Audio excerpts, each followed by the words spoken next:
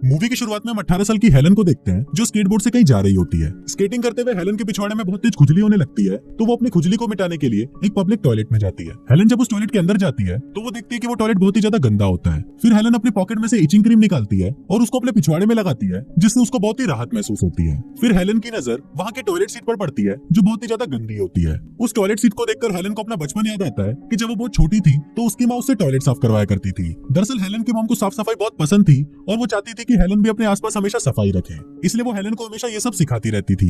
फिर कहानी वापस प्रेजेंट में शिफ्ट होती है। यहाँ हेलन उस टॉयलेट सीट पर बैठती है और उसको अपने पिछवाड़े से ही साफ करने लगती है। इसके बाद हेलन एक दुकान पर जाती है और वहाँ पर वो एक लड़के को खड़ा हुआ देखती है। उस लड़के को देखकर हेलन की घपाघप करने की इच्छा जागने लगती है, तो हेलन उस लड़के को सेड्यूस करना शुरू कर देती है। इसके बाद वो दोनों एक बीच के किनारे जाते हैं और वहाँ वो लड़का हेलन की गुफा में जादुई चिराग ढूंढने के लिए वहाँ अपना मुंह डालने लगता है। इसके बाद हेलन भी उसका गन्ना पकड़कर हिलाने लगती है और उस लड़के का गन्ना ज्यादा टाइम तक खड़ा नहीं रह पाता और उसमें से सारा रस निकल जाता है। फिर हेलन उसके गन्ने के रस को अपने हाथ में लपेटते हुए अपने घर आ जाती है। थोड़ी देर बाद जब वो रस सूख जाता है तो हेलन उसकी गोली बनाकर खा लेती है। इसके बाद हेलन अपने फ्रिज में से बहुत सारी सब्जियां निकालती है और उन सब्जियों को अपने साथ बाथरूम में ले जाती है। फिर हेलन उन सब्जियों को एक एक करके अपनी गुफा के अंदर डालती है और इसके साथ साथ वो उन सब्जियों को नंबर भी दे रही होती है कि किस सब्जी से उसे कितना मजा आया।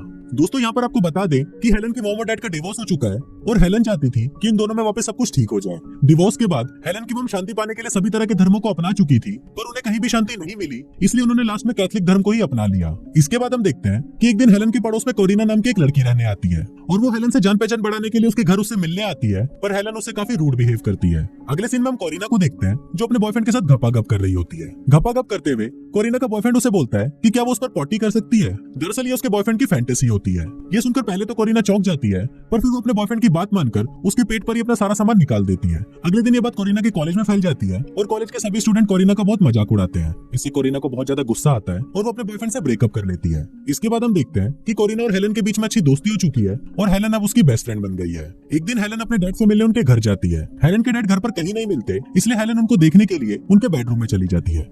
वहाँ पहुंचते ही हेलन देखती है कि वहाँ पर उसके डैड किसी लड़की के साथ पलंग तोड़ घपाघप कर रहे हैं। ये देखकर हेलन को कोई फर्क नहीं पड़ता और वो अपने डैड के पास जाकर बैठ जाती है और शो एंजॉय करने लगती है। पर जैसे ही हेलन के डैड की नजर उस पर पड़ती है तो वो उसको देखकर चौंक जाते हैं और वो हेलन को बोलते हैं कि तुम अंदर आने से पहले गेट नॉक नहीं कर सकती थी। इस पर हेलन को अपना बचपन याद आ जाता है, क्योंकि बचपन में भी उसके डैड उस पर बिल्कुल भी ध्यान नहीं देते थे। अगले दिन हेलन रेजर से अपने शरीर के बालों को साफ कर रही होती है और फिर वो अपने पिछवाड़े को साफ करने के लिए उस पर रेजर चला देती है। तभी गलती से हेलन का हाथ फिसल जाता है और उसके पिछवाड़े पर एक कट लग जाता है। कट लगने से उसका बहुत सारा खून निकलता है और उसे बहुत दर्द होती है, पर वो इस बारे में अपनी मॉम को कुछ नहीं बताती और वो अपने कटे हुए पिछवाड़े को लेकर सीधा कॉलेज चली जाती है। कट काफी गहरा होता है, इसलिए उसके पिछवाड़े से लगातार खून निकलता रहता है और ये देखकर कॉलेज के सभी लोग सोचते हैं कि आज हेलन किसी से अपना गेम बजवा कर रही है। फिर हेलन वहाँ से सीधा हॉस्पिटल जाती है और वहाँ पर डॉक्टर को अपना पिछवाड़ा दिखाती है। हेलन का पिछवाड़ा देखकर डॉक्टर से बोलता है कि सिर्फ कट लगने की वजह से इतना सब कुछ नहीं हुआ है, बल्कि उसे इन्फेक्शन भी हुआ है और इसको ठीक करने के लिए इसका ऑपरेशन करना पड़ेगा। फिर वहाँ मौजूद एक नर्स हेलन के पास आती है और उससे ऑपरेशन के फॉर्म पर साइन करवाती है। फिर हेलन वहाँ पर लेटे हुए सोच रही होती है कि ये इन्फेक्शन उसी आदमी की वजह से हुआ है जिसने पहली बार उसके बाल काटे थे।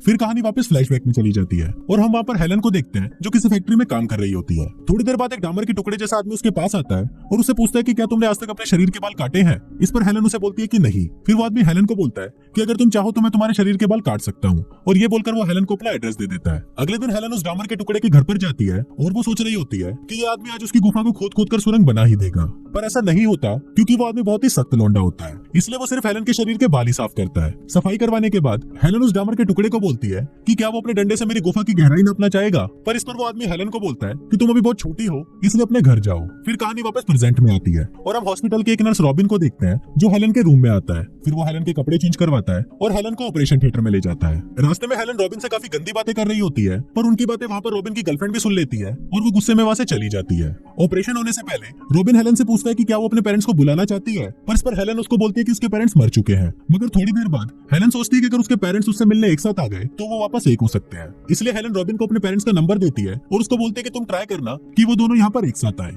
और इसके बाद हेलन का ऑपरेशन शुरू हो जाता है। इसके बाद कहानी वापस फ्लैशबैक में जाती है और यहाँ पर हम हेलन और कोरिना को साथ में देखते हैं। ये दोनों अपनी पैंट में हाथ डालकर उसको अपने शरीर पर लगा रही होती हैं। दरअसल हेलन ने ही कोरिना को बताया था कि ये एक नेचुरल सेंट है जिसको लगाने से लड़के तुम्हारी तरफ अट्रैक्ट होंगे। थोड़ी देर बाद वहाँ पर एक लड़का चीनी पाउडर लेकर आता है जिसका नाम ठुकुमल होता है। ठुकुमल को हेलन नहीं बुलाया था क्योंकि वो हमेशा चीनी पाउडर उसी से ही खरीदा करती थी। फिर हेलन पैसे लेने के लिए अंदर जाती है और उसके जाते ही कोरिना ठोकुमल के पास आकर बैठ जाती है। वहाँ कोरिना सोच रही होती है कि ये लड़का मेरी तरफ अट्रैक्ट क्यों नहीं हो रहा। तभी वहाँ पर हेलन आ जाती है और ठोकुमल को उसके पैसे देती है और फिर ठोकुमल भी वहाँ से चला जाता है। ठोकुमल के जाने के बाद वो दोनों सुट्टेबाजी करने लगती हैं और नशे में साथ में नहाती भी है। फिर कहानी वापस प्रेजेंट में आती है। यहाँ रॉबिन हेलन को बताता है कि उसका ऑपरेशन सक्सेसफुल हो चुका है। फिर हेलन रॉबिन से पूछती है कि मेरे घर में से कोई आया है, तो उस पर रॉबिन बोलता है कि उसके पेरेंट्स को इन्फॉर्म कर दिया था पर अभी तक दोनों में से कोई नहीं आया। फिर हेलन रॉबिन से अपने कपड़े मांगती है और रॉबिन उसे उसके कपड़े दे देता है। हेलन अपने कपड़ों में देखती है कि उसकी अंडरवेयर बहुत ही ज्यादा गंदी है। ये देखकर रॉबिन हेलन को बोलता है कि अगर तुम चाहो तो मैं इसे साफ कर सकता हूँ, पर हेलन रॉबिन को बोलती है कि नहीं, अभी तो मैं इसे एक हफ्ता और पहनूंगी। इसके बाद हेलन रॉबिन को उसके पिछवाड़े की फोटो क्लिक करने के लिए बोलती है क्योंकि हेलन को देखना था कि अब उसके पिछवाड़े का क्या हाल है। अब पहले तो रॉबिन हेलन को इसके लिए मना कर देता है और बोलता है कि ऐसा करने से उसकी जॉब खतरे में आ सकती है, पर हेलन के बार बार रिक्वेस्ट करने पर वो ऐसा करने के लिए तैयार हो जाता है। फिर रॉबिन जैसे ही हेलन के पिछवाड़े की तस्वीर लेने के लिए नीचे झुकता है तभी वहाँ पर कुछ डॉक्टर आ जाते हैं। फिर वो डॉक्टर रॉबिन को डांटने ही वाले होते हैं, पर तभी हेलन की मॉम वहाँ पर आ जाती है और वो सभी डॉक्टर्स को वहाँ से जाने के लिए बोलती है। हेलन अपनी मॉम को देखकर बहुत खुश होती है, पर उसे इस बात का भी दुख होता है कि उसके डैड वहाँ पर नहीं आए। हेलन की मॉम उसके लिए एक प्लांट और एक प्लांट का बीज लेकर आती है और थोड़ी देर हेलन से बातें करने के बाद उसकी मॉम भी वहाँ से चली जाती है। कुछ देर बाद हेलन खिड़की से बाहर देखती है कि वहाँ पर रॉबिन अपनी गर्लफ्रेंड के साथ बैठा होता है और वो दोनों साथ में काफी एंजॉय कर रहे होते हैं। ये देखकर हेलन को काफी जलन महसूस होती है और वो बेड पर लेटकर अपनी गुफा के अंदर उंगली डालना शुरू कर देती है और ये करते हुए वो रॉबिन को भी अपने साथ इमेजिन करती है। थोड़ी देर बाद हेलन के डैड भी वहाँ पर उससे मिलने आते हैं, पर उस टाइम हेलन ये सोच रही होती है कि काश उसकी मॉम भी यहाँ पर आ जाती तो वो दोनों वापस एक हो सकते थे। फिर कहानी वापस पास्ट में शिफ्ट होती है। यहाँ हेलन को घपाघप करने की चुल मची हुई थी, पर कोई भी लड़का उसकी गुफा में एंट्री नहीं करना चाहता था। इसलिए हेलन अपनी प्यास बुझाने के लिए एक प्रोस्टिट्यूट के पास जाती है और वो दोनों रात भर पलंग तोड़ते हैं। इसके बाद फिर कहानी प्रेजेंट में शिफ्ट होती है। यहाँ रॉबिन हेलन से बातें कर रहा होता है और बातों ही बातों में वो दोनों एक दूसरे के करीब आने लगते हैं। फिर वो दोनों एक दूसरे को किस करने ही वाले होते हैं कि तभी अचानक वहाँ पर रॉबिन की गर्लफ्रेंड आ जाती है और वो हेलन को बोलती है कि तुम जल्दी ही ठीक होकर यहाँ से चली जाओगी।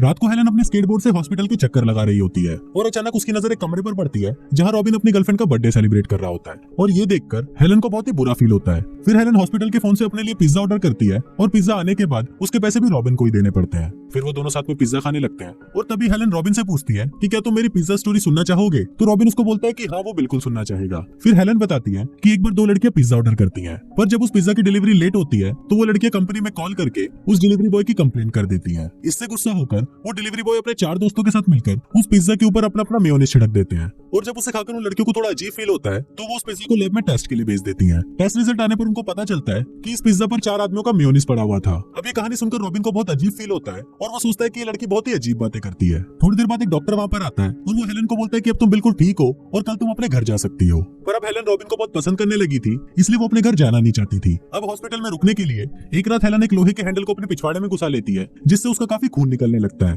तभी रॉबिन वहाँ पर आ जाता है और हेलन को ऐसा देखकर उसे ऑपरेशन थिएटर ले जाता है। अब इसके कुछ दिनों बाद हेलन वापस ठीक हो जाती है और वो तैयार होकर अपने घर जाने लगती है। पर घर जाने से पहले हेलन रॉबिन को हॉस्पिटल में ढूंढती है, पर रॉबिन उसे कहीं भी दिखाई नहीं देता। इसके बाद हेलन हॉस्पिटल के बाहर आती है और तभी वहाँ पर रॉबिन आ जाता है और हेलन के पास आकर उसे किस करने लगता है। इसके बाद हेलन वहाँ पर देखती है कि उसके पेरेंट्स भी वहाँ पर खड़े हुए हैं और वो दोनों भी अब एक हो चुके हैं। अब उन दोनों को देखकर हेलन काफी खुश होती है और फिर वो रॉबिन के साथ ये शहर छोड़कर चली जाती है और कुछ इसी तरह से ये फिल्म यहीं खत्म हो जाती है।